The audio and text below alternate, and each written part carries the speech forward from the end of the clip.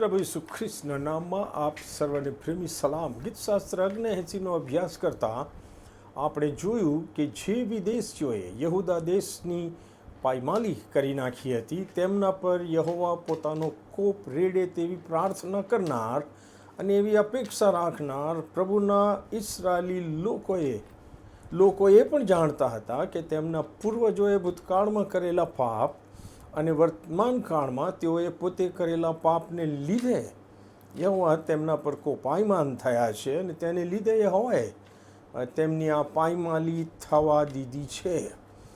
અને તેથી કલમ 8 અને 9માં ઇસ્રાયેલી લોકો, યહૂદાના લોકો દયાળુ યહોવાને દયા કરવાની યાચના કરે છે અને પસ્તાવિક હૃદયે પોતાના પાપનું નિવારણ કરવા માટે પોતાના તારણના ઈશ્વરને આજીજી કરે છે.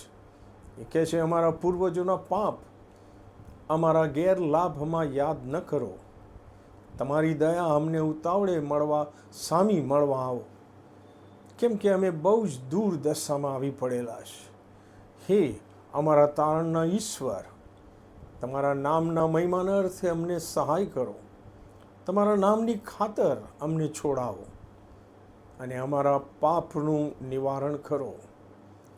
તારણના ઈશ્વર યહોવાને દયા કરીને પોતાના પાપનું નિવારણ કરવાની પ્રાર્થના કર્યા પછી ગીત કરતા યહોવાના લોકના પ્રતિનિધિ તરીકે જાણે કે યહોવાને ઠરાવ રૂપે નિરંતર અને પેઢી દર પેઢી યહોવાનું સ્તવન અને આભાર સ્તુતિ કરવાની ખાતરી આપે છે. કલમ 13માં એ લખે છે, પછી અમે તમારા લોક તથા તમારા ચારાના ઘેટા નિરંતર તમારી આભાર સ્તુતિ કરીશું.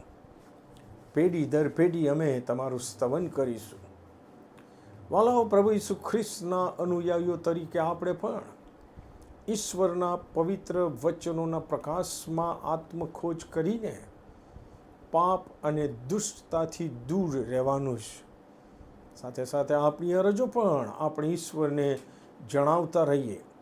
ઉપરાંત મહાન અને વિશ્વાસુ ઈશ્વરની આભાર સ્તુતિ અને સ્તવન કરવાનું કદી પણ આપણે ભૂલી ના જઈએ, પણ એ નિરંતર યાદ રાખીને ઈશ્વરની સ્તુતિ કરતા રહીએ. એ પ્રમાણે કરવાને પ્રભુ એની કૃપા આપે.